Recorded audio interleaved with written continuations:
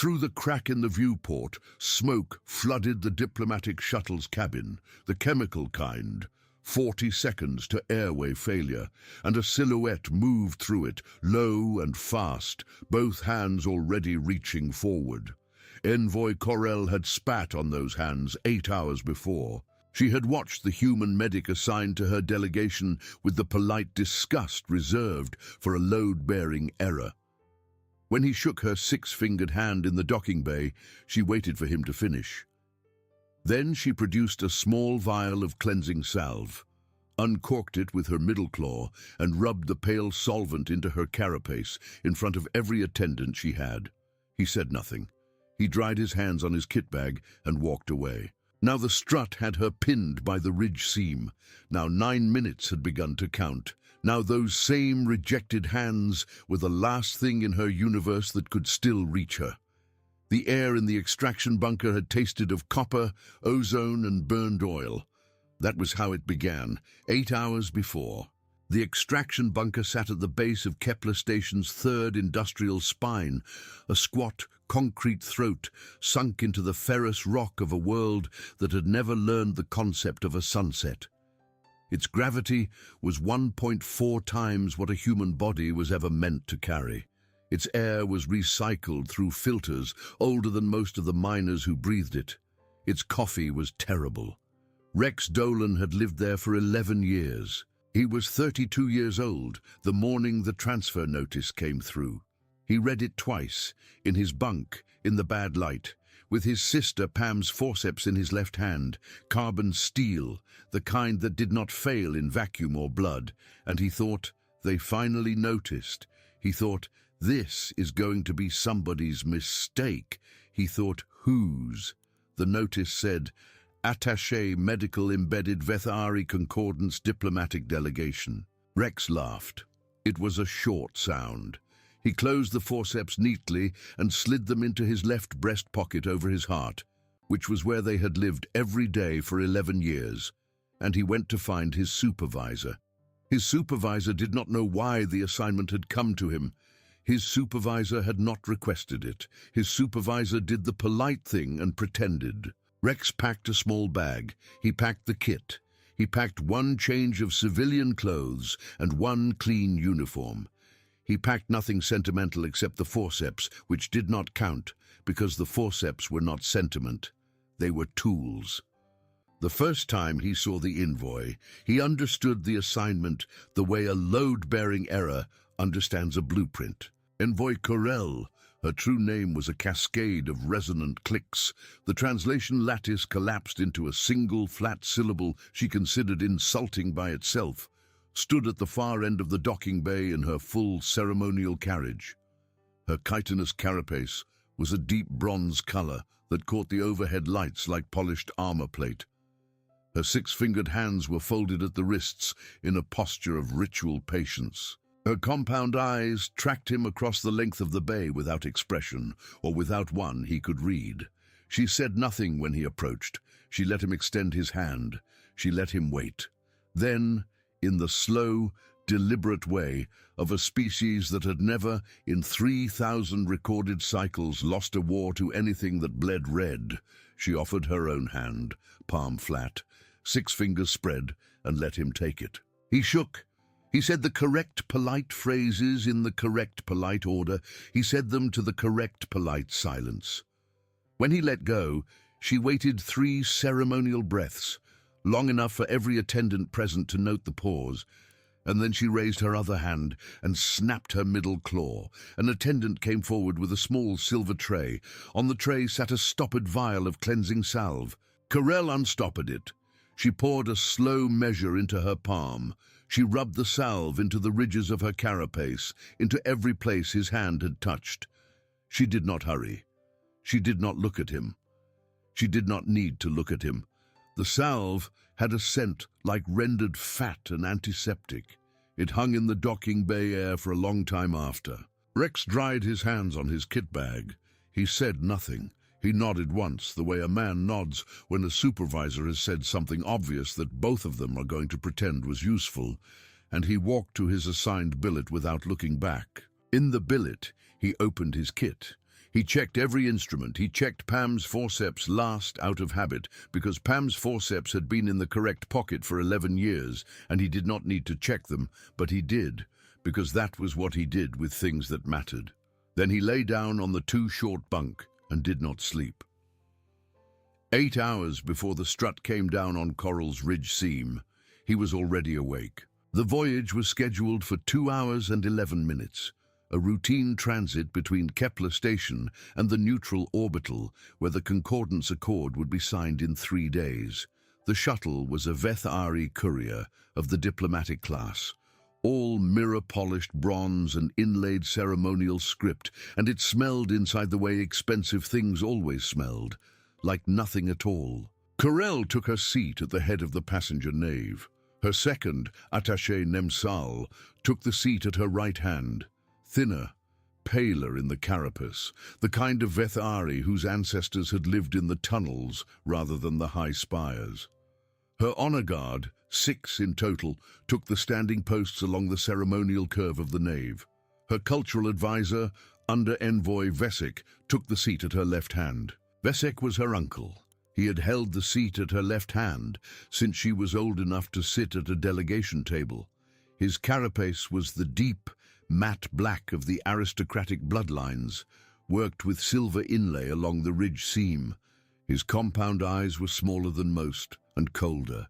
He nodded at Rex as Rex boarded. He did not offer his hand. Rex took the assigned attaché seat, which was at the very rear of the nave, behind the honor guard, in the small alcove reserved for staff of an inferior species who nonetheless had to be present for regulatory reasons. It suited him. He could see everyone from there. He counted.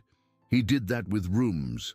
It was a Kepler Station habit, a mining habit, because in a collapsed shaft, the first thing you did was count who was left. He counted 11 Vethari personnel forward of him. He counted 6 honor guards. He counted 3 service staff moving in the aft galley. He counted the 2 pilots visible through the open cockpit hatch. He counted himself. He counted the manifest that had come with his transfer notice. The manifest listed 24 personnel aboard. He was looking at 23. He filed that. He did not mention it. The shuttle pushed off from Kepler at the top of the shift bell. The mag couplings released with a clean snap. The main drive lit. The bronze walls hummed at the pitch of a Vethari courier at cruise. For the first 31 minutes of the voyage, nothing happened at all. Corel spent those 31 minutes with her back to him. She spoke quietly to Nemsal about the ceremonial protocol for the signing. She spoke quietly to Vesek about the seating precedents. She did not look at Rex. She did not need to.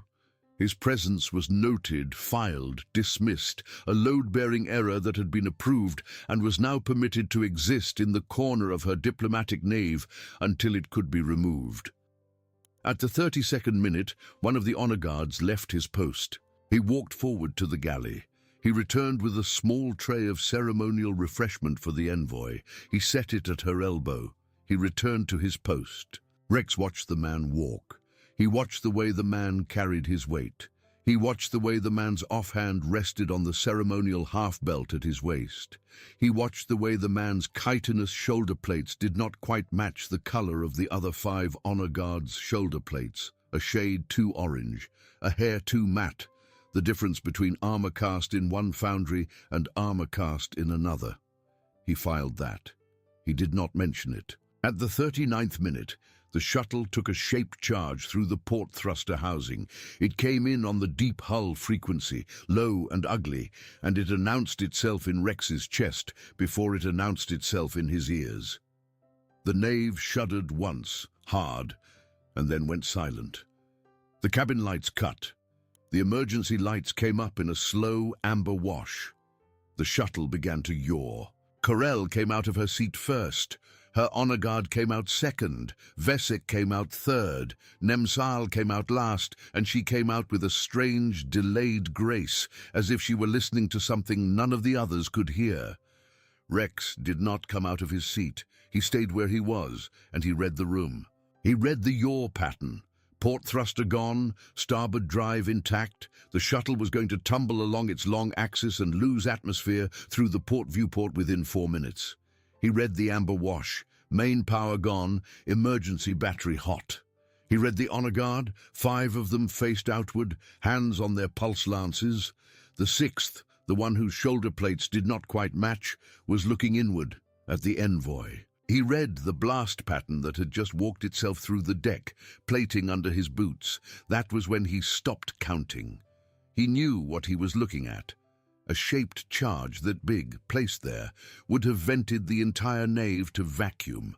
But it had not. It had cracked the port thruster housing, killed the port drive, cut the mains and left the emergency lights on. It had left the atmosphere. It had left the artificial gravity barely. It had left the passengers conscious. It had been calibrated. Someone had wanted this shuttle disabled. Someone had wanted the passengers alive. Someone had wanted them, specifically, accessible. Rex reached into his left breast pocket. His fingers closed around Pam's forceps. He said quietly, in the direction of the head of the nave, "Envoy Corell, get down." Corell turned.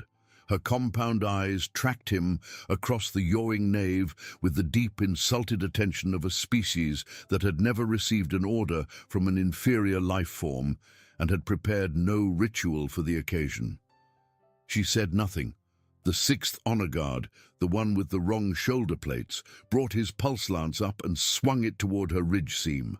Rex was already moving. He came out of his seat low, the way a man comes out of a collapsed bunk in a shaft when the roof lets go. He crossed the nave in 3 long strides, Kepler station strides, 1.4 gravities, muscles that had been taught for 11 years that up was a lie. He hit the honor guard at the hip with his shoulder, drove the lance barrel down and to the outside, and used his left hand to bring Pam's forceps up under the man's jaw at the joint between the mandible and the chitinous throat plate. The forceps went in. They kept going. Rex was very careful with them. Pam's forceps were carbon steel, and carbon steel did not fail in blood. But Pam's forceps had also been the last thing his sister had held, and he preferred, when he could, to bring them out clean. He brought them out clean. The honor guard folded onto the deck plating with a sound like a soft, wet exhale. The nave went silent. Every compound eye in it was on him. He straightened, slowly. He pocketed the forceps. He pressed his palm flat over the shoulder where the honor guard's lance had brushed his uniform in the first half-second of contact. A graze, no more, but the fabric was scorched and the skin under it was already beginning to blister. He filed the pain. He kept it where he could reach it. He looked at Coral.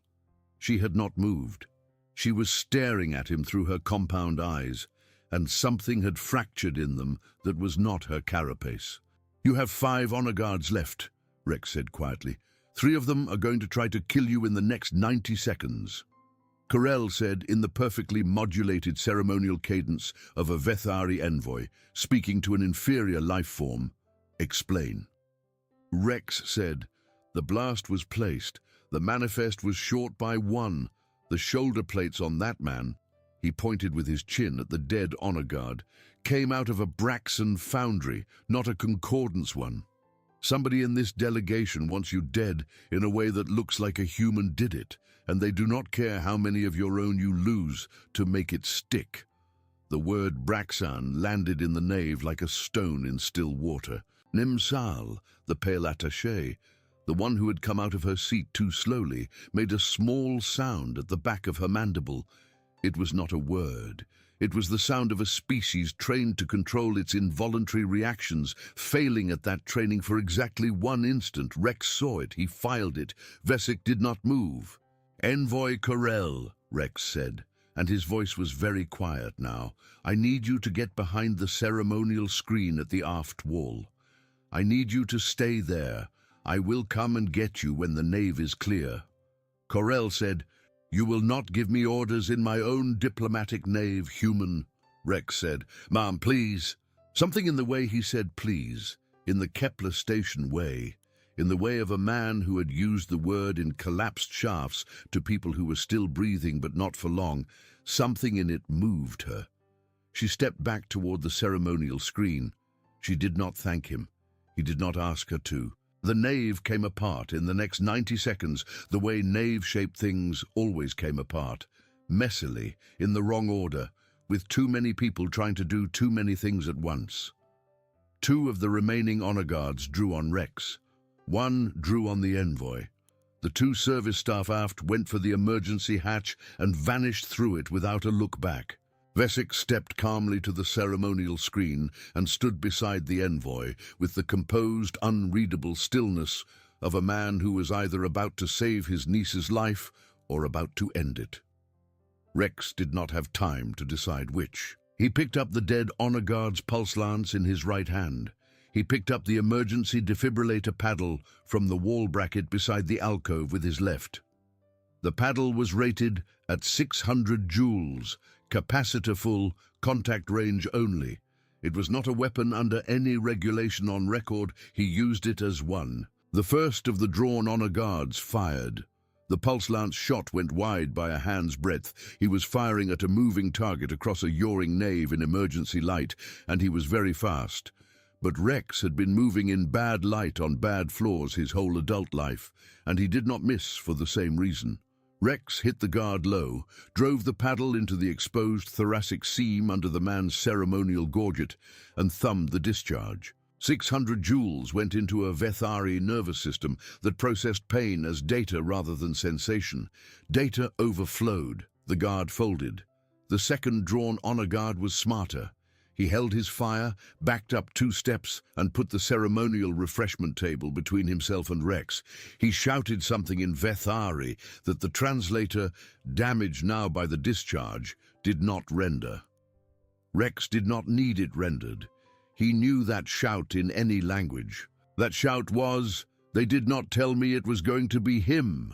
That was the shout of a man who had signed on to kill a princess in her own nave and had been told the human was decorative. That was the shout of a man who had just watched Decoration take down 2 of his own inside 12 seconds. Rex fired the pulse lance he had taken off the first guard. It kicked hard. It scorched a black stripe across the ceiling of the nave. It missed. He was not a marksman. He did not need to be. He needed the second guard to duck. The second guard ducked. While the second guard was ducking, Rex crossed the refreshment table in one long Kepler station stride, kicked the table into the guard's shins, and brought the defibrillator paddle down on the exposed ridge of the guard's carapace at the point where the 2 dorsal plates met. The paddle did not discharge. He did not need it to. The impact was 600 joules of trained kinetic force delivered by a body that lived at 1.4 gravities. It cracked the ridge seam of a Vethari carapace the way a hammer cracked the shell of a ceremonial nut. The guard went down in one piece and stayed there. The third drawn honor guard, the one who had been drawing on the Envoy, reconsidered his career choices in real time and threw down his pulse lance. He did not survive the decision. Rex did not kill him. Vesic did. Vesic stepped calmly out from behind the ceremonial screen, drew a small ornamental blade from his ceremonial belt, walked to the disarmed guard, and cut his throat with the deliberate, unhurried motion of a species that had never in 3,000 recorded cycles lost a war to anything that bled red. Then he wiped the blade on the guard's ceremonial gorget, resheathed it, and returned to his position beside the Envoy. He did not look at Rex. Rex filed that. He did not mention it. He turned to the 2 remaining honor guards, who were still standing at their posts with their pulse lances held down at ceremonial ready and their compound eyes very carefully aimed at nothing in particular. He said, "You 2. Aft hatch. Now. There are 3 service staff who ran through it 30 seconds ago, and I need to know if they are still alive." The 2 honor guards looked at Coral. Coral said, "Do as the human orders." The 2 honor guards went. Rex turned to Coral. The Envoy was standing very still behind the ceremonial screen. Her thoracic carapace was rising and falling at a frequency he did not know the resting rate for, and her compound eyes were tracking him across the nave.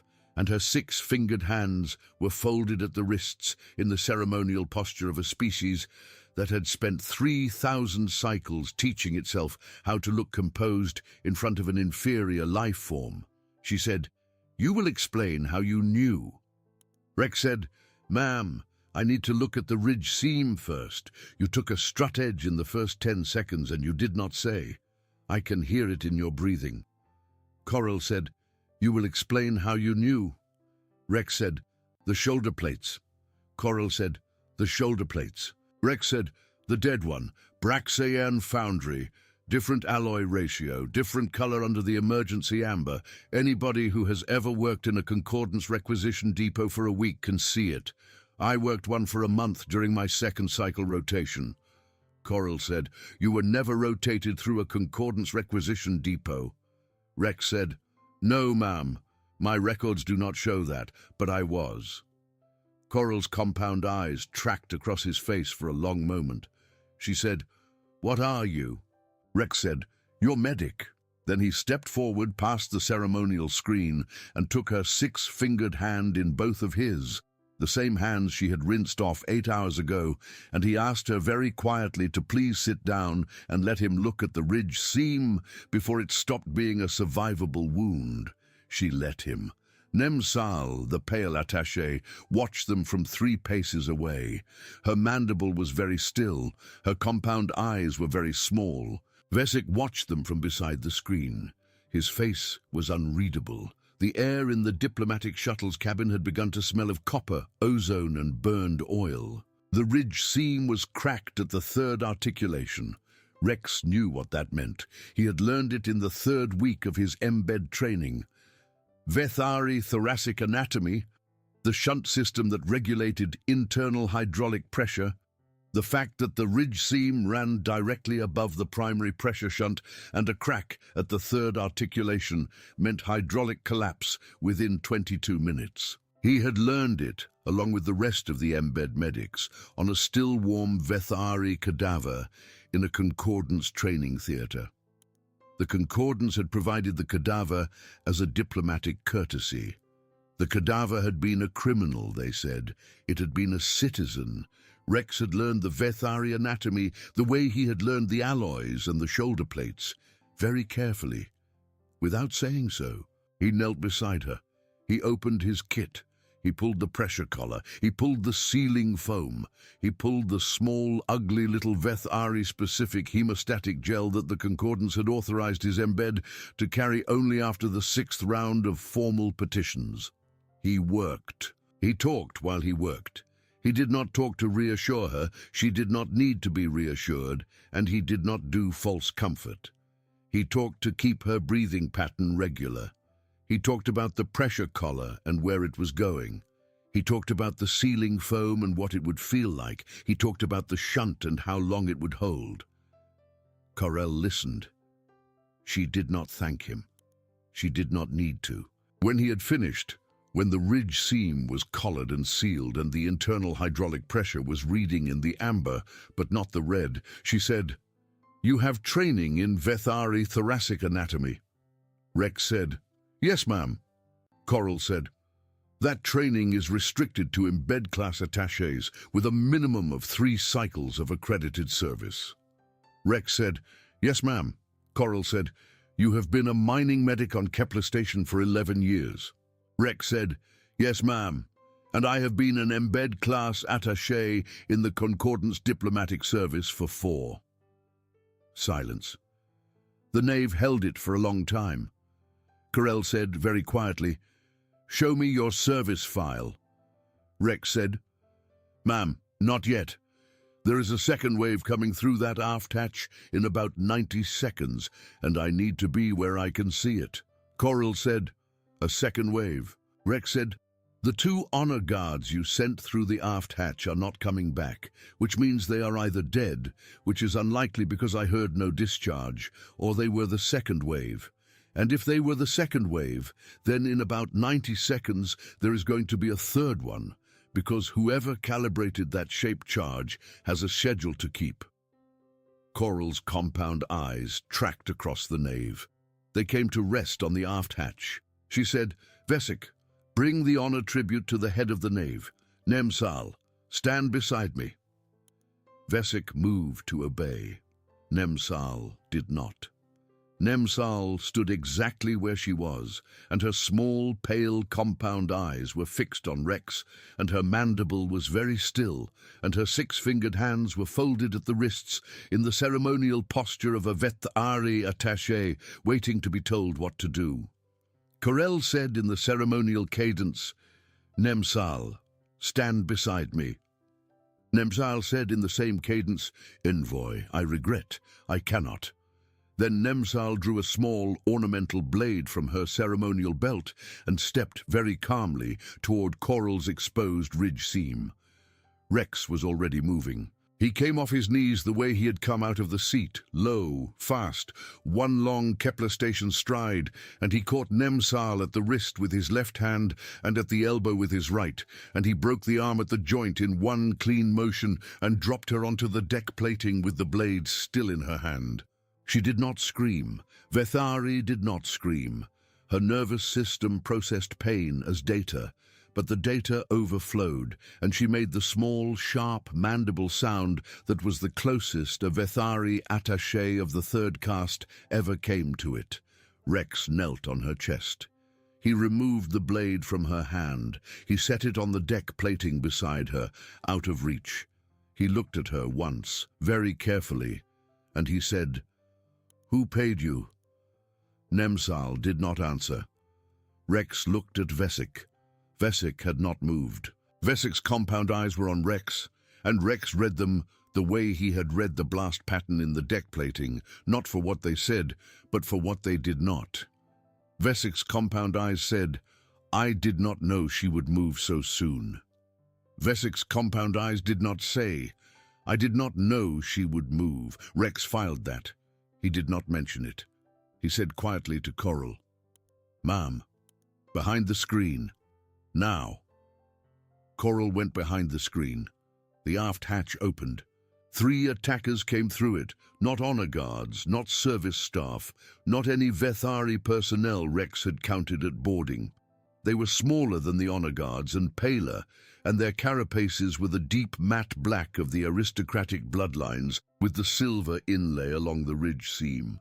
They wore no ceremonial markings. They carried short kinetic sidearms of a make Rex recognized from the deep concordance annals, the ceremonial dueling pistols of the House of Braxton, chambered for a small cinetic slug that ignored energy shields entirely. The first attacker fired at Rex.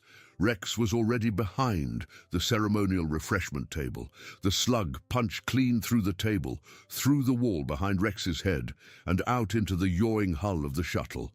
It did not slow down for any of them. Rex thought cinetic. Rex thought they came prepared for a shielded target. Rex thought they came prepared for me. He did not have time to file that. He came up over the top of the refreshment table with the pulse lance in his right hand and the defibrillator paddle in his left, and he shot the first attacker through the mandible at close range, and he tackled the second attacker into the ceremonial screen, and he ended up on the deck plating with the third attacker's knife 3 inches from his throat, and Pam's forceps 3 inches from the third attacker's carotid analog, and the two of them stared at each other for one long, cold second in which the entire diplomatic career of the Vethari Concordance hung in the balance. Rex won that second by 1/4 of an inch. Pam's forceps went in. They kept going. He brought them out clean, because that was what he did, and he rolled off the third attacker and came up onto his knees and pressed his palm flat against his shoulder, which was bleeding now in a small, steady, expensive way that he was going to have to deal with in the next 4 minutes, or he was going to stop being useful. The nave was quiet. Corel came out from behind the ceremonial screen. She looked at the 3 dead Braxton attackers on the deck plating. She looked at Nemsal, still pinned by her broken arm at the base of the screen. She looked at Vesik, still standing exactly where he had been standing since the beginning, with his ceremonial blade sheathed at his belt and his compound eyes very carefully aimed at nothing in particular. She looked last at Rex. She said, "You bleed." Rex said, "Yes, ma'am." She said, "You did not say." Rex said, "It did not need saying." Coral's compound eyes tracked across his face for a long moment. She said, "Show me your service file." The service file was in a locked partition of the shuttle's diplomatic archive, and it required the Envoy's own biometric to unseal it. Coral unsealed it. She did not ask permission. She did not need to. The file scrolled across the ceremonial data lattice at the head of the nave in the modulated Vethari script. The translator did not need to render, because Coral could read it herself. She read it in silence for a very long time. Vesic stood beside her. He read it also. His compound eyes did not move. The nave was very quiet. Behind them, Rex was sitting on the deck plating, with his back to the ceremonial refreshment table, his uniform tunic open at the shoulder, a suture packet in his left hand, and a self-cauterizing needle in his right. He was stitching himself closed. He was not using anesthesia. He was doing it because the honor guards were not coming back, and there was no one else to do it. He worked steadily. He did not look up. Corel read the file. She read, Dolan Rex, born Kepler Station Miners Quarter. Enlisted Terran Colonial Marines at 17 years of age. Assigned Cassiel Expeditionary Deployment. Rank at Final Entry Sergeant. She read, Killed in action, 10 cycles prior. Cassiel Ridge. She stopped reading. She looked at Vesic. Vesic said, very quietly, in the modulated ceremonial cadence, The file is corrupted, Envoy. Coral said, The file is not corrupted under Envoy. She turned. She walked slowly across the yawing nave to where Rex was sitting on the deck plating with the self-cauterizing needle in his hand, and she knelt beside him. A Vethari envoy did not kneel. It was not a posture in the ceremonial lexicon, and she knelt anyway, and she said very quietly, in the modulated ceremonial cadence, You were at Cassiel Ridge. Rex said, Yes, ma'am. She said, You were killed at Cassiel Ridge. Rex said, The service record says so. She said, Cassiel Ridge was a Braxton operation. The House of Braxton opened a corridor of engagement against a human colonial deployment 10 cycles prior. 300 human ground personnel were engaged. All 300 were listed as killed in action. Rex said, Yes, ma'am. She said, How many of you actually died at Cassiel Ridge? Rex was quiet for a moment. He said, 297. The knave held that number for a very long time. Coral said, You are one of the 3. Rex said, Yes, ma'am. She said, How many of the Braxan died at Cassiel Ridge? Rex said, All of them. She said, How many were engaged? Rex said, Roughly 6,000. The knave held that number even longer. Vesic did not speak. Nemsal, still on the deck plating, still with her broken arm folded at an unnatural angle, made a very small sound at the back of her mandible. Corel said, 3 humans killed 6,000 Braxton ground personnel. Rex said, 2. Corel said, 2. Rex said, The third one did not make it out of the ridge. She held the corridor for 6 hours after she took her mortal wound. The corridor stayed closed for 6 hours. The 2 of us who made it out because of her. Corel said, Who was she? Rex was quiet again. He said, My sister. The knave went very still. He did not look up at the file lattice. He did not look at Corel. He continued to stitch the wound in his shoulder, and his hands did not shake, and his voice was very quiet. He said, Her name was Pam. She was a mining medic on Kepler Station before she enlisted. She was 29 years old. She held the corridor with a rock hammer and a defibrillator paddle and a pair of forceps she had inherited from our grandmother, who had been a mining medic before her. She held it because the 2 of us were carrying wounded, and she wanted us to make it out. She held it because that is what mining medics do when the roof comes down. She held it for 6 hours. Then she stopped. He tied off the last stitch. He set the needle down. He looked up at Coral. He said, That is the reason I did not thank the Concordance for the cadaver in embed training. That is the reason I did not react when your envoy poured cleansing salve on your hand 8 hours ago.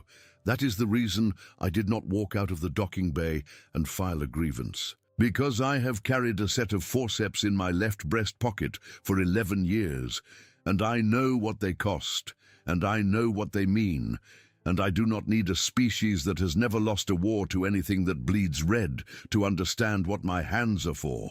The knave was silent. Vesik's compound eyes were, for the first time since the shaped charge, not aimed at nothing in particular. They were aimed at Rex. They were aimed at Rex the way a Braxton ceremonial dueling pistol was aimed at a target, and Rex saw them, and Rex filed them, and Rex reached very calmly for Pam's forceps. He said, "Under Envoy Vesik, please step away from the envoy." Vesik said, "You are addressing an under-envoy of the Concordance, human." Rex said, "Yes, sir. Please step away from the envoy." Vesik did not step away. Vesik drew the ornamental blade from his ceremonial belt for the second time in the last hour, and this time he did not step forward to cut the throat of a disarmed traitor. This time he stepped toward his niece. Rex did not stand. He did not need to. He came off the deck plating in one long, low Kepler station lunge, a body trained by 11 years at 1.4 gravities to move up when up was a lie. And he caught Vesik at the wrist of the blade hand before the blade could clear the seam of Coral's ridge collar. Vesik was fast. Vesik was fast in the way of an aristocratic Vethari who had been drilled from his hatching in the ceremonial forms of the ornamental blade. His wrist rotated inside Rex's grip. The blade came free of Rex's fingers. It came around toward Rex's throat in a short, tight arc. Rex did not have Pam's forceps in his blade hand. He had put them back in his pocket. He had needed both hands to move Vesik. He raised his forearm. The blade caught his forearm just below the elbow. It went through the sleeve, it went through the skin. It stopped when it hit the outer surface of the ulna, and Rex knew, without looking, that Vesik had aimed for the vein at the wrist and had missed by a hand's breadth, because Rex's arm had come up faster than a body trained at standard gravity had expected. Rex logged the pain. He filed it. He kept it where he could reach it.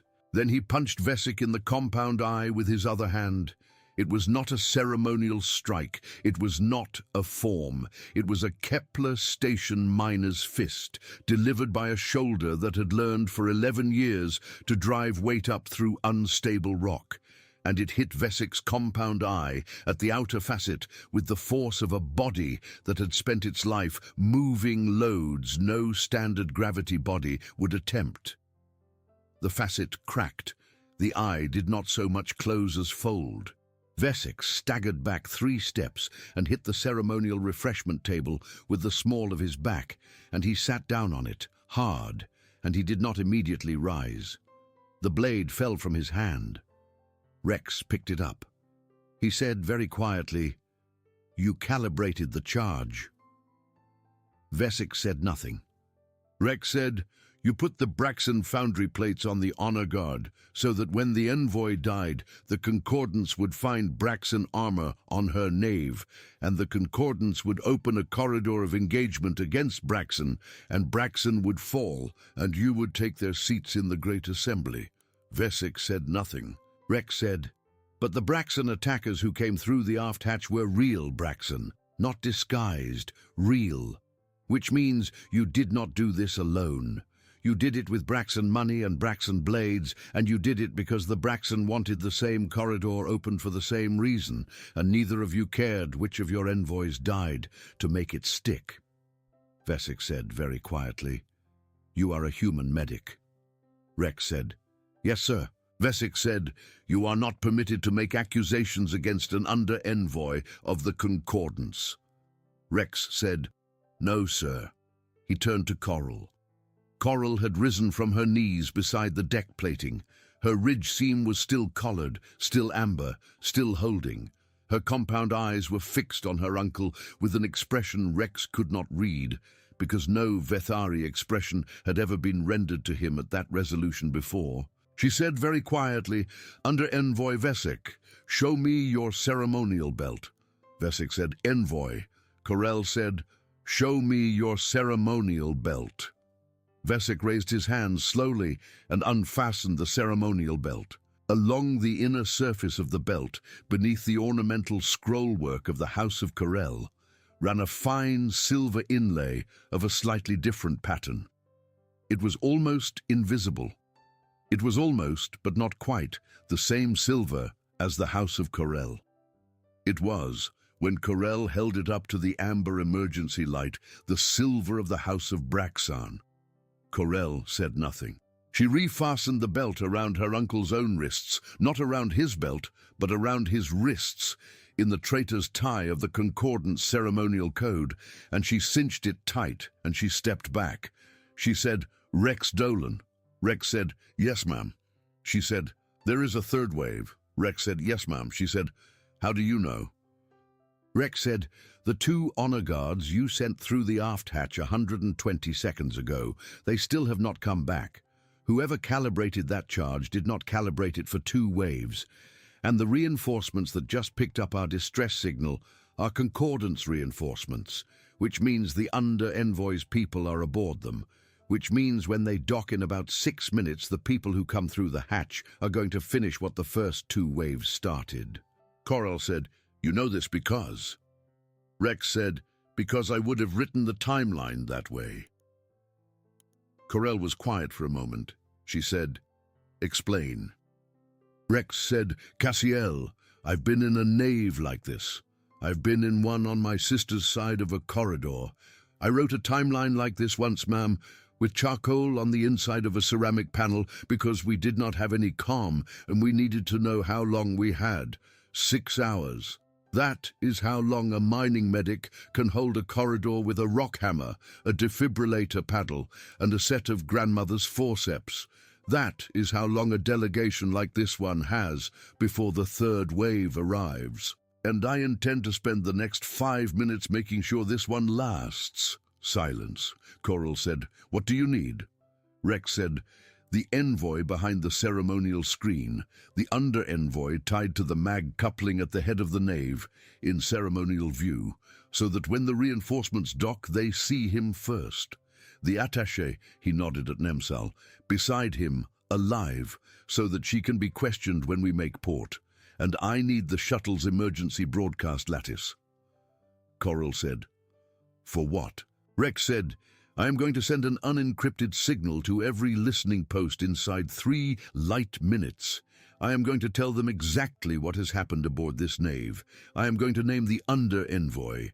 I am going to name the House of Braxan, and I am going to name the 22 personnel by manifest, and I am going to name which of them are alive. That way, when the reinforcements dock and their people come through the hatch and they open fire, the entire Concordance already knows why." Corell said, "That is a diplomatic decision." Rex said, "Yes, ma'am, and it is yours." Corell said very quietly, "Send it." Rex sent it. The signal went out on every frequency the shuttle's emergency lattice could reach. Rex sealed the aft hatch with the emergency clamp. He set Pam's forceps down on the ceremonial refreshment table, blade side up in case he needed them fast.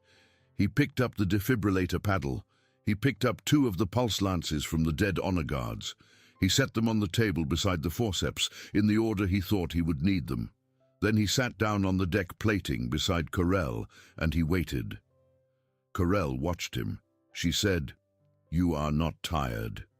Rex said, "I am tired, ma'am." She said, "You do not appear tired." Rex said, "There is a difference." She was quiet for a moment. She said, "The kinetic slug. It passed through the shielded partition of the ceremonial refreshment table without slowing. It passed through the wall behind you without slowing. Explain why." Rex looked at her. He said, "Because energy shielding stops energy. That is what it is for. And a Veth Ari or a Braxan ceremonial pistol fires a cinetic slug, a small ball of metal, tungsten alloy in this case, thrown by a chemical charge, and the slug is not energy. It is mass. It is a small amount of mass moving very fast. And the shield does not know it is there, because the shield is looking for energy signatures, and mass has none.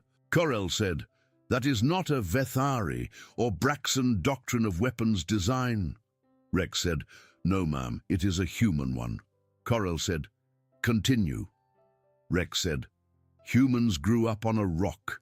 The rock had rocks on it. We threw the rocks at each other for a very long time. When we invented energy weapons, we did not stop making the rocks. We just made the rocks smaller and faster. That is what a kinetic sidearm is, ma'am. A very small, very fast rock. And a very small, very fast rock will pass through your ceremonial refreshment table, and it will pass through your shielded delegation nave, and it will pass through the shielded honor gorget of your under-envoy, if that is what you need it to do, because the shield is looking for the wrong thing." Corel was quiet for a very long time. She said, "You brought a kinetic sidearm aboard my nave." Rex said, "No, ma'am. I brought a set of grandmother's forceps aboard your nave. That was all." Corel said, "Then how did you take down the second honor guard?" Rex said, "By hitting him with a defibrillator paddle, ma'am. 600 joules of trained kinetic force at close range. It cracked the ridge seam of his carapace because his ridge seam had never been engineered against a body that lives at 1.4 gravities." He looked down at the deck plating. He said very quietly, "We are not invincible, ma'am. We are not stronger than a Braxton. We are not faster than a Concordance honor guard. What we are is heavier. We are heavier because Kepler station is heavier. We are heavier because a body that grew up hauling 1.4 gravities of weight for 11 years has been taught things that a body raised at standard gravity has not been taught. And when a heavier body hits a lighter body at speed in a small nave with a defibrillator paddle in its hand, the lighter body will crack. That is all." He raised his eyes to hers. He said, "That is all a human is, ma'am. A body that grew up somewhere heavier than you did, and a reason not to stop. That is the whole trick. There is nothing else. We bleed, we break, we die. We just make the other one die faster." Corel was quiet for a very long time. She said, "That is not the whole trick." Rex said, "Ma'am?" Corel said, "The whole trick is that a body that grew up heavier than mine did not turn me over to the Braxton when the shaped charge was placed. And that body was under no obligation to do otherwise. That body owed me nothing. That body had been rinsed off in front of every attendant it had, and it walked to its billet, and it stitched itself closed on the deck plating of my nave without so much as a comment about the anesthesia it was not being offered.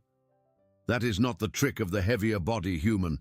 That is a trick of a different kind." She reached out, slowly, with her 6-fingered hand, and she closed it around his forearm, above the wound Vesik's blade had opened, and she said, in the modulated ceremonial cadence of a species that had never in 3,000 recorded cycles offered thanks to an inferior life form and had prepared no ritual for the occasion. "I have not thanked you. I am not going to. I have no ritual for it. But I am going to remember." Rex said, "Ma'am," she said, "you will not correct me." Rex said, "No, ma'am." The shuttle's emergency lattice pinged. The reinforcements had docked. There were 9 of them.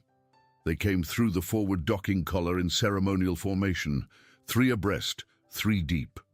They wore the deep bronze carapace armor of the Concordance Rapid Response Service.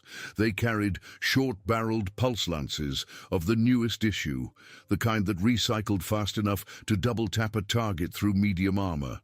Their honor gorgets were freshly polished. Their compound eyes were forward. They stopped in ceremonial formation 5 paces inside the forward hatch. They looked at Envoy Corel, alive, seated behind the ceremonial screen. They looked at under-envoy Vesik, bound at the wrists in traitor's tie, seated on the mag coupling at the head of the nave. They looked at Rex Dolan, standing 3 paces from the envoy, with a defibrillator paddle in his left hand and a pulse lance in his right, and Pam's forceps folded into his belt. Their captain, a large Vethari with a scarred outer facet on his left compound eye, took 2 steps forward and raised his open palm in the ceremonial greeting of a subordinate to an envoy. He said, "Envoy Corell, your distress signal is received. Under Envoy Vesic is to be delivered into our custody for the return to Concordance." Corell said, "He is not." The captain said, "Envoy?" Corell said, "He is not to be delivered into your custody.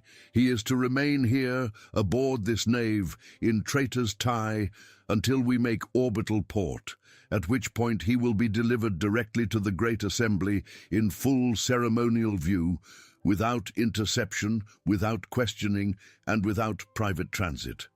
The captain was quiet for a long moment. He said, "Envoy, that is not the standard procedure." Corell said, "It is now." The captain looked past her.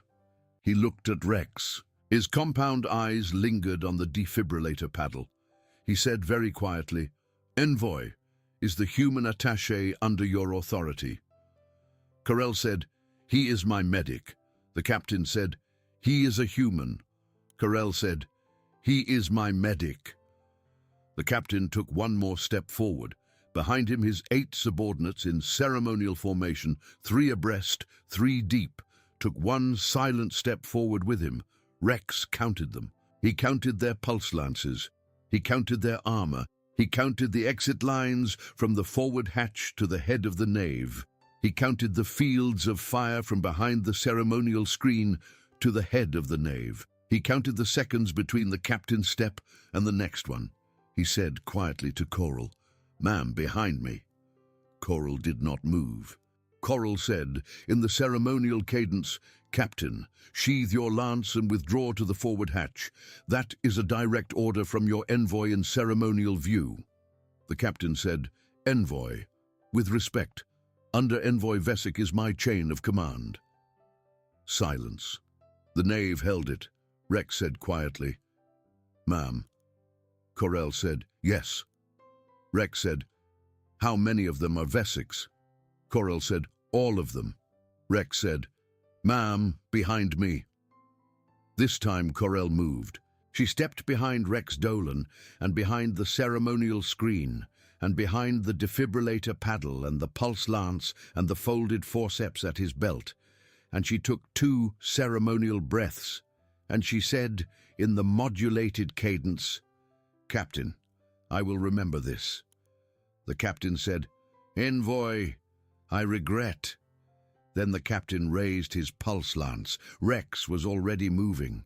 He crossed the 5 paces to the ceremonial refreshment table in one long Kepler station stride, kicked the table onto its side into the aisle of the nave, and used the horizontal deck plating of the table as a low, angled barricade.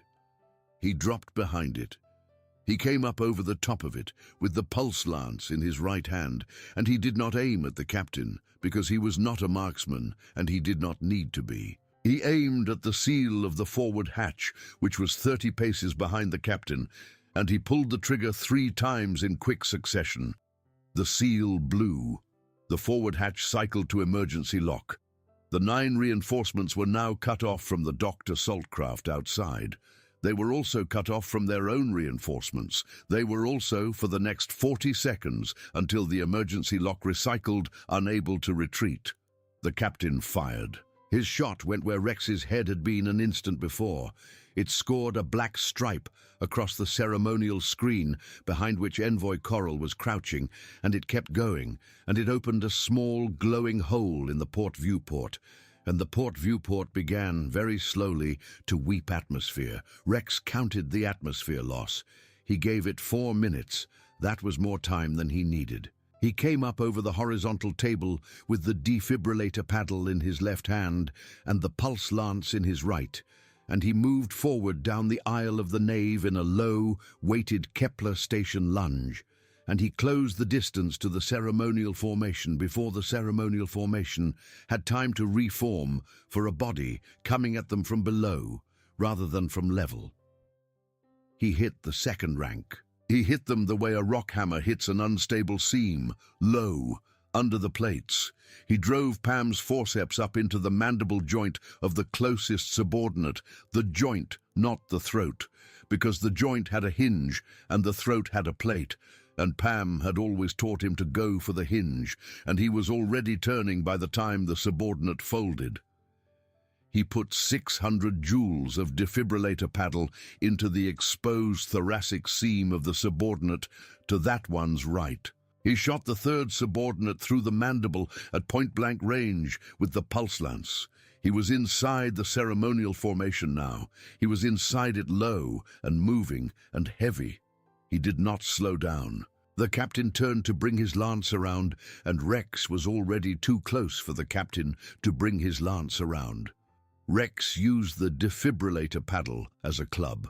He brought it down on the captain's ridge seam at the third articulation, the same articulation Vesic had cracked on Coral 2 hours ago, the one Rex had learned to identify on a still-warm cadaver in embed training, and the captain went down onto the deck plating in one heavy piece and did not rise. Rex kept moving. The remaining 5 reinforcements had begun to reform. They had begun to remember that they were 9 to 1, and that even at close range in a small nave, they had the numbers to bring him down. They did not have the mass. Rex used the mass. He fired the pulse lance at the ceiling above their formation. The bolt hit the emergency lighting conduit. The amber lights above them flared, brightened, and blew out. The nave went dark except for the small, weeping light of the compromised viewport, and Rex, who had spent 11 years learning to move in the failing headlamp of a Kepler station mining helmet, did not miss a single step. He was among them before they could adjust.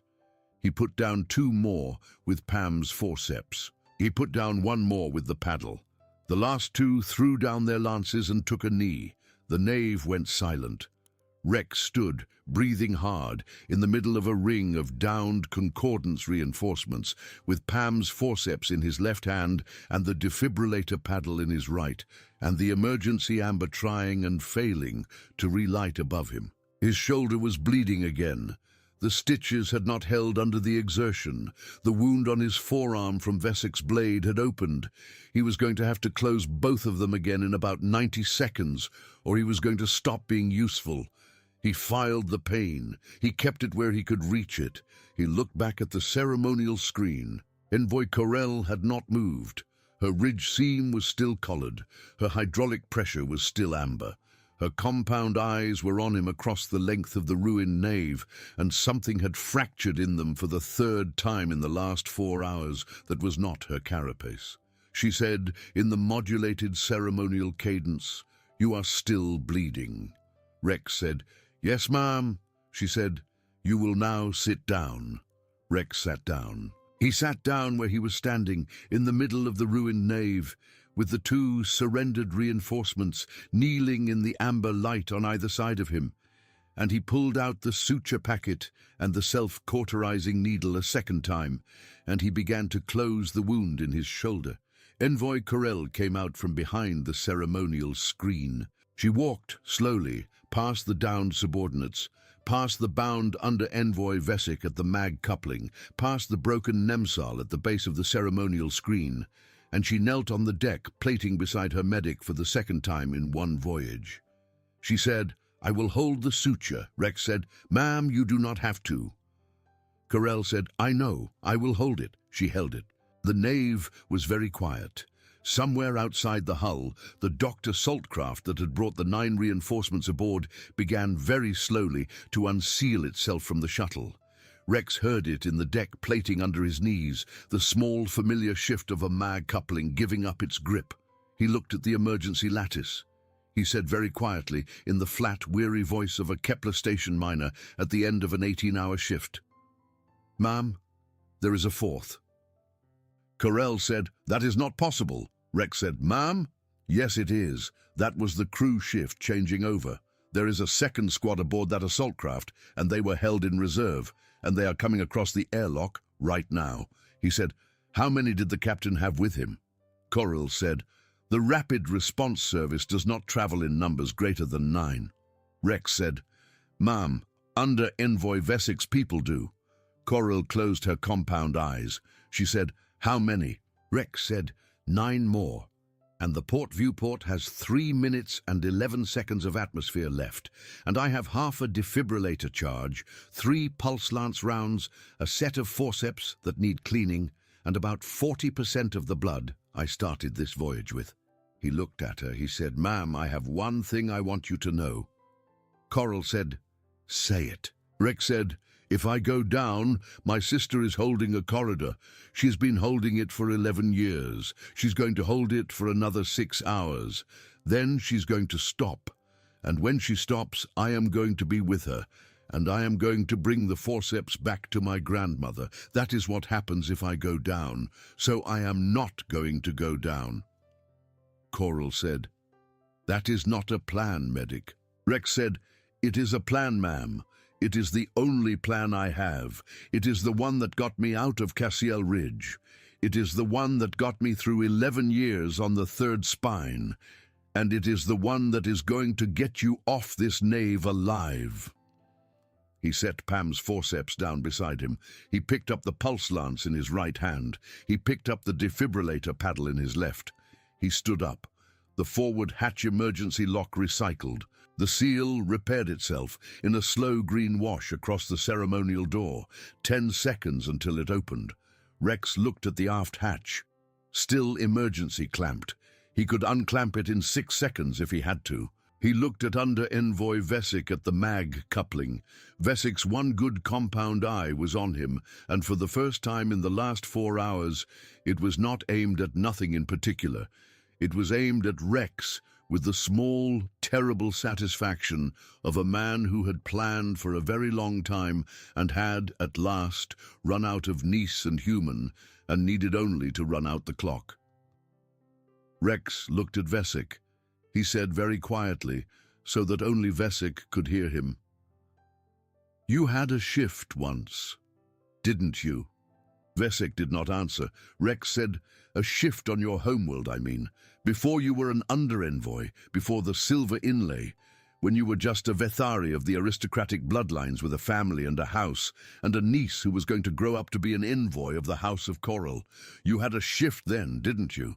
Vesik did not answer. Rex said, "The Braxton bought that shift out from under you, didn't they, long time ago, before your niece was old enough to sit at a delegation table. That's why you sold her out. You have been selling her out for 30 cycles. It just took until today for you to close the deal." Vesik said very quietly, "You do not know what the Braxan cost me, medic." Rex said, "No, sir, I don't, and I will not. But I know what my sister cost me, and I know what Cassiel Ridge cost me, and I know what a set of grandmother's forceps costs when the 3rd articulation of your niece's ridge seam is cracked, and there is nobody left in the nave who knows how to collar it. And I know that I am not going to let 9 more of your people burn the atmosphere out of your niece's diplomatic nave because you decided 30 cycles ago that the Braxton owed you a shift." The forward hatch opened. 9 more Concordance Rapid Response Service came through it, not in ceremonial formation, combat formation. Low, fast, professional, polished bronze carapace armor of the newest issue, short-barreled pulse lances of the fast cycle variant. Along the inner face of each honor gorget, the fine silver inlay of the House of Braxton. Rex had 5 seconds. He used 4 of them to move. He came off the overturned refreshment table in a low Kepler station lunge that carried him under the first burst of pulse lance fire. He rolled behind the second downed subordinate from the previous wave. He came up with the pulse lance in his right hand and the defibrillator paddle in his left and Pam's forceps in his belt, and he began, methodically, to take them down.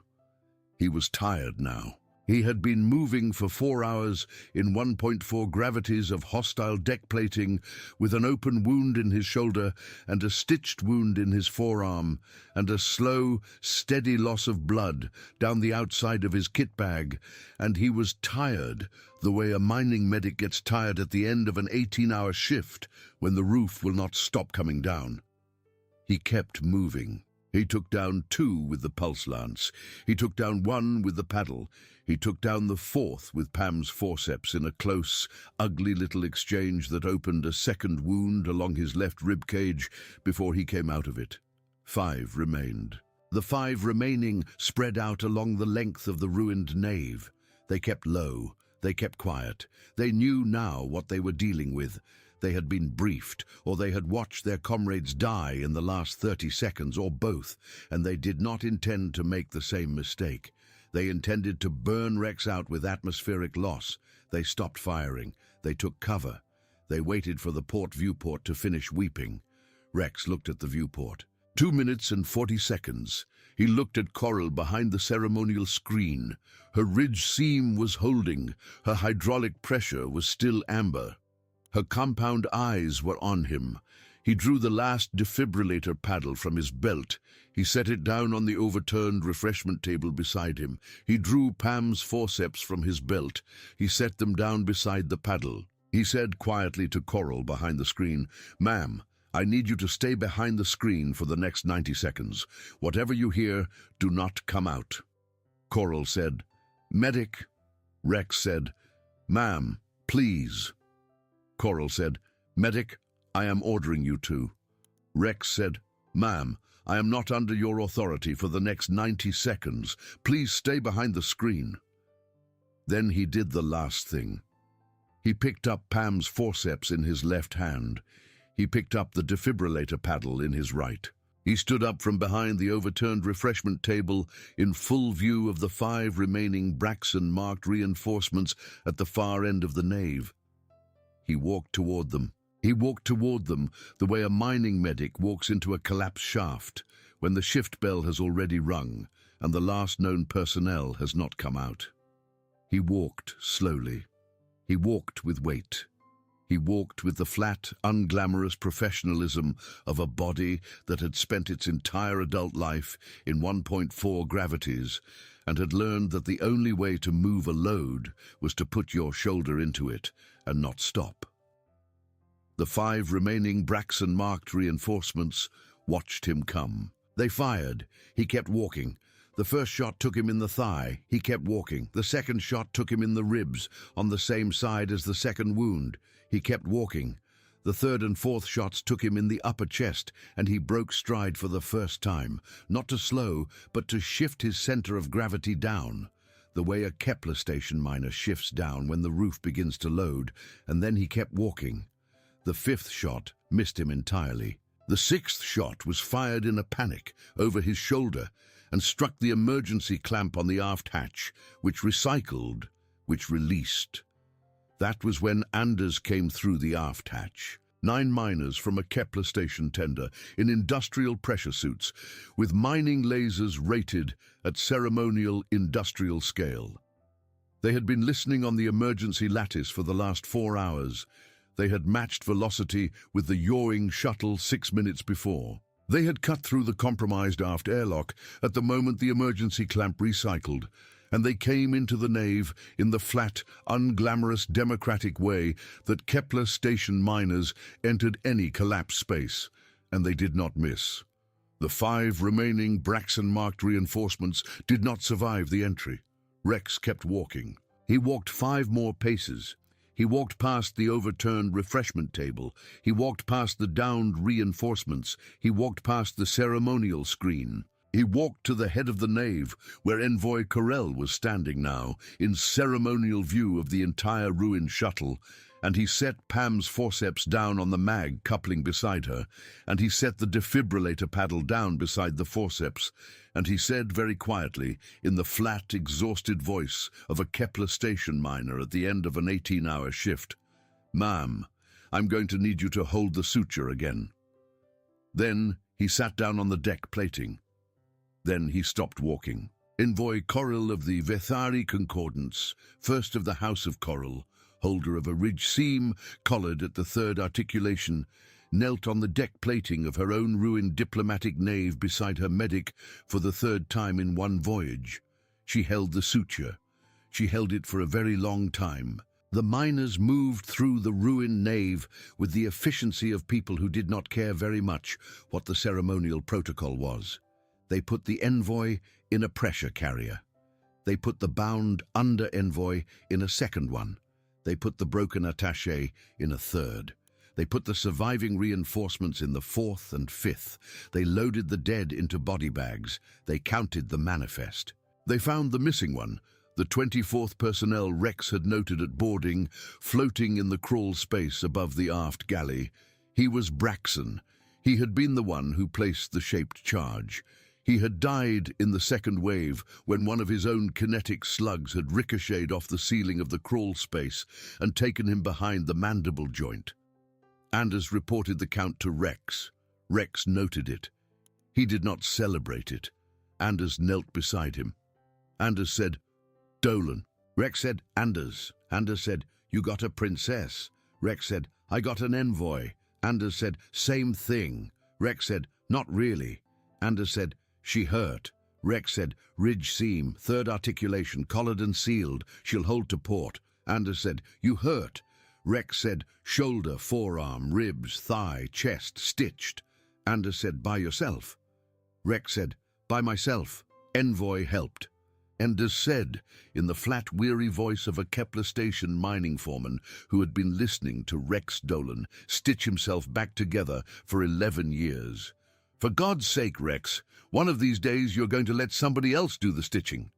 Rex said, "One of these days." The mining tender ferried the entire complement to the neutral orbital, where the concordance accord was scheduled to be signed in 2 days. It arrived 4 hours ahead of schedule. It docked at the ceremonial berth reserved for Concordance courier traffic. It disgorged its passengers into the receiving nave of the neutral orbital with the flat, unglamorous professionalism of Kepler station miners doing a job for which they had not been asked and would not be paid. The Concordance Tribunal convened at the 4th hour of the ceremonial day. It convened in the great assembly nave of the neutral orbital, under the amber ceremonial dome that had been designed 3,000 cycles prior for the reception of an envoy of the House of Coral, and it convened with the full delegation of the Concordance present, and it convened with Envoy Corell seated at the head of the ceremonial table, with her ridge seam still collared and her hydraulic pressure still amber and her compound eyes still, very carefully, tracking the movement of Rex Dolan through the receiving hall. It convened to offer Rex Dolan a formal commendation. The commendation was of the highest ceremonial order the Concordance had ever offered to a personnel of an inferior life form. It carried a title, First Blade of the House of Coral, a title that had not been offered outside the aristocratic bloodlines of the house in 3,000 cycles. It carried a standing, permanent, unrescindable, senior to all attaché-class ranks in the Concordance service. It carried a place in the ceremonial annals, inscribed by hand in the modulated Vethari script on the outer face of the ceremonial dome of the House of Coral on the Concordance homeworld, in silver leaf at the height of the third ridge for as long as the House of Coral stood. It carried additionally a private stipend of an amount that Rex had to have the translation lattice repeat twice before he was certain it was correct. Rex Dolan asked, when the tribunal had finished, for 2 things. He asked for the medical kit that had been confiscated at the docking inspection 18 hours prior. He asked for 10 consecutive days off with no comm traffic. The tribunal noted that no personnel of an inferior life form had ever answered a formal Vethari honor in that manner. Rex noted that his shoulder still needed suturing properly and that he was going to do it himself if the tribunal did not stop scheduling sessions.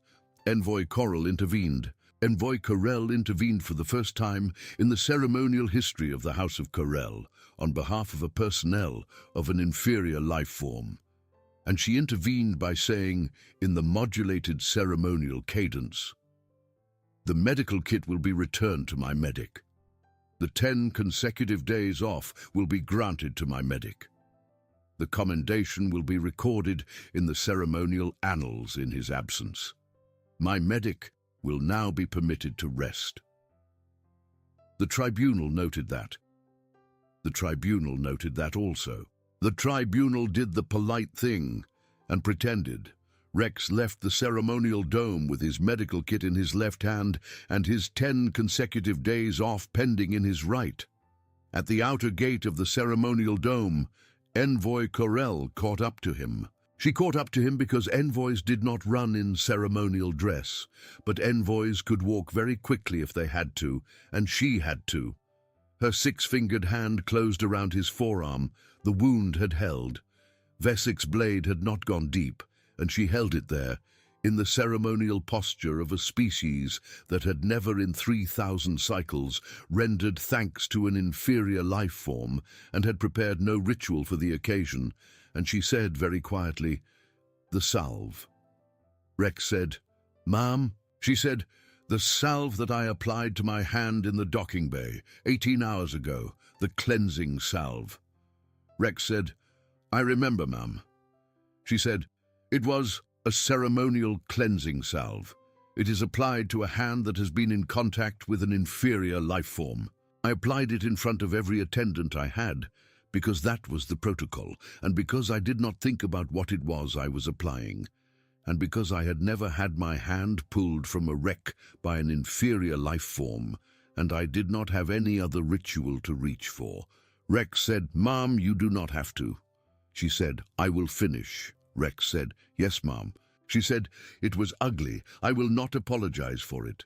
Envoys do not apologize. Envoys of the House of Coral especially do not apologize, but I will note it.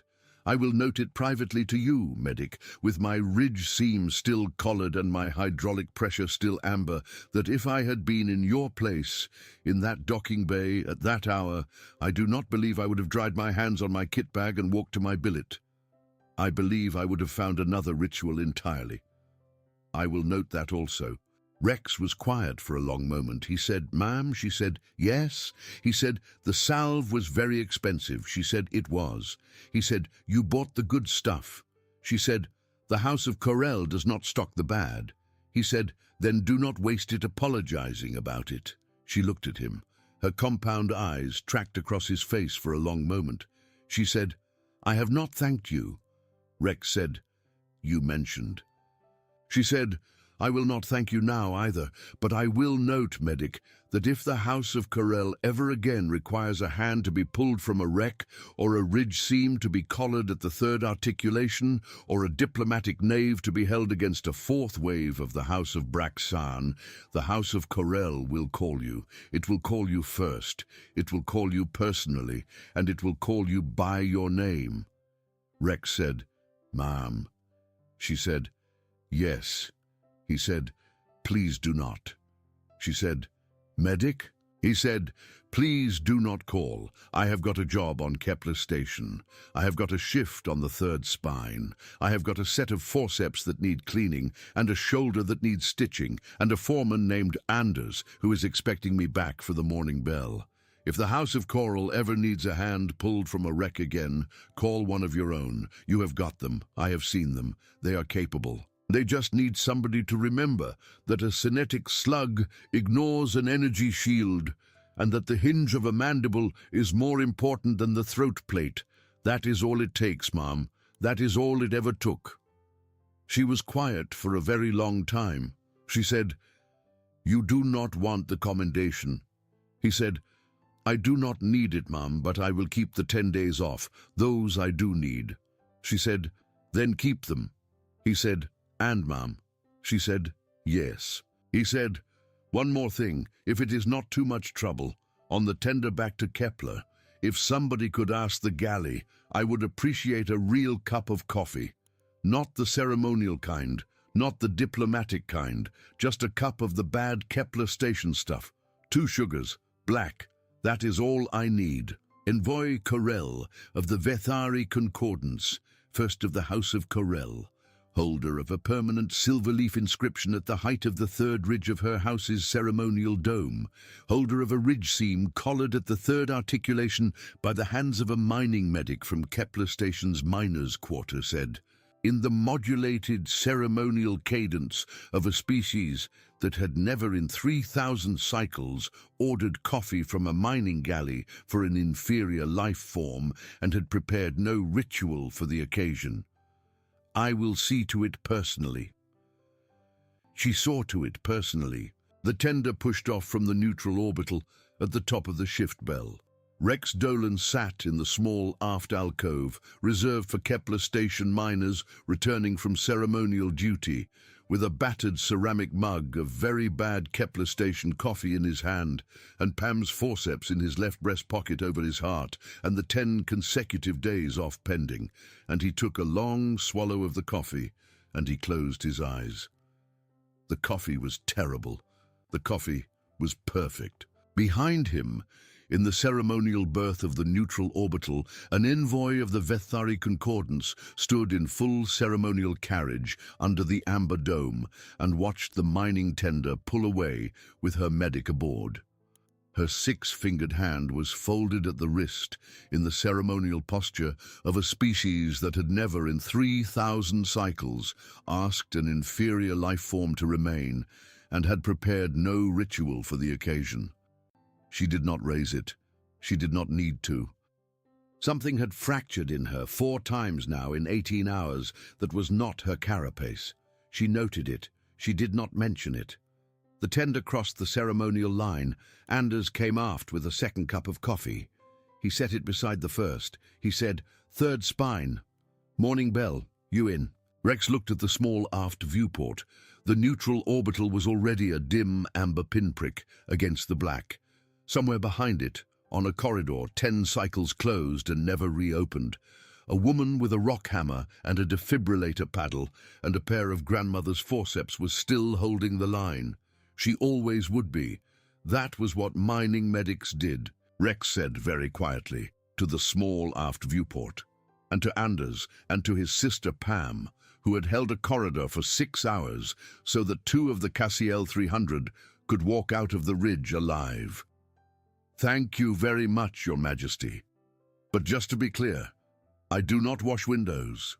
He looked at Anders. He said, "I am in." The tender flew home. If you loved this story, drop a like. It is what keeps these tales alive out here in the dark. Share it with someone who also loves sci-fi about the human who refuses to break, no matter how outmatched, no matter how outnumbered, no matter how many envoys spit on the hands that will eventually pull them out of the fire. Subscribe and hit the bell so you never miss the next HFY epic, because the next one is already being written and it is bigger than this one. And in the comments below, tell me, you have got Rex Dolan's choice in front of you right now. Would you take the title, the silver leaf inscription, and the private stipend of the House of Coral? Or would you take the 10 days off, the bad coffee, and the morning bell on the 3rd spine? Envoy or Kepler? Choose one. I want to know. Keep your eyes on the void out there, and I will see you in the next story.